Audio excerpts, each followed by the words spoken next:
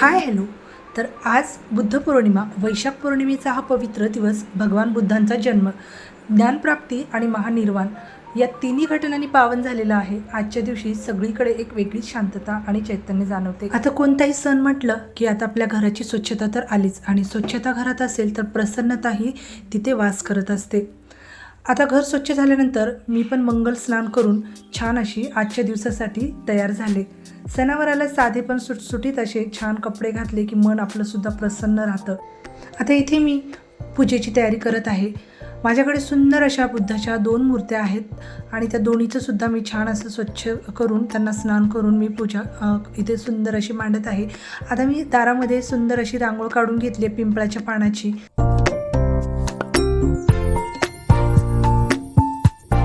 बाहेर दारापुढे छोटीशी रांगोळी काढलेली आहे, पण फुलांनी छान असं घरसुद्धा मी सजवलेलं आहे.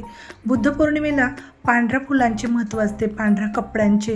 सर्वांनी पांढरे शुभ्र कपडे घातलं की पांढरा रंग हा शांततेचं प्रतीक असतं, त्यामुळे ना पांढऱ्या रंगाचं खूप महत्त्व असतं. फुलामध्ये मला पांढरी फुलं जास्त इथे नव्हते भेटले, त्यामुळे मी जितकी आहेत ती वापरलेली आहेत.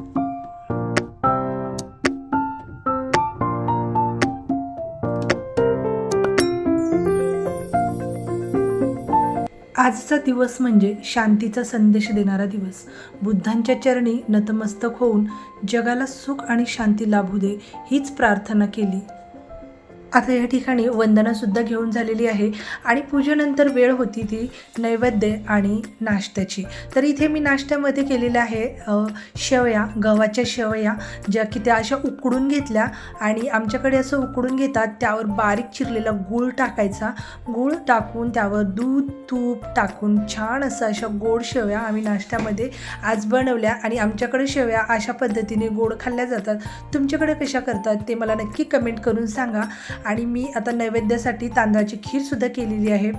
आता इथे ना खीर मी एकदम सिंपल पद्धतीने बनवलेली आहे. मस्त असं तांदूळ स्वच्छ धुवून घेतले आणि छान ते थोडा वेळ भिजत ठेवले आणि त्यानंतर थोडंसं मिक्सरमधून बारीक फिरवून घेतलं, जास्त पण नाही, थोडंसं जाडसर असं फिरवलं आणि ते मी दुधामध्ये शिजवून घेतली. त्यामध्ये ड्रायफ्रूट टाकले आणि तूप टाकलेलं आहे.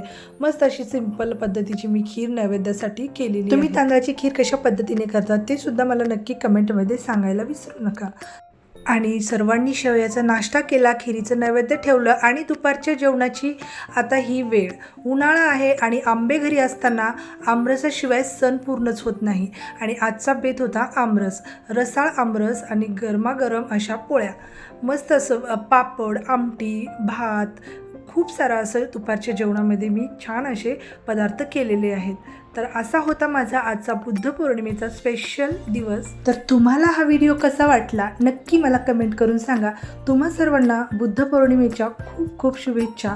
व्हिडिओ आवडल्यास व्हिडिओला लाईक आणि चॅनलला सबस्क्राईब करायला विसरू नका. Bye bye.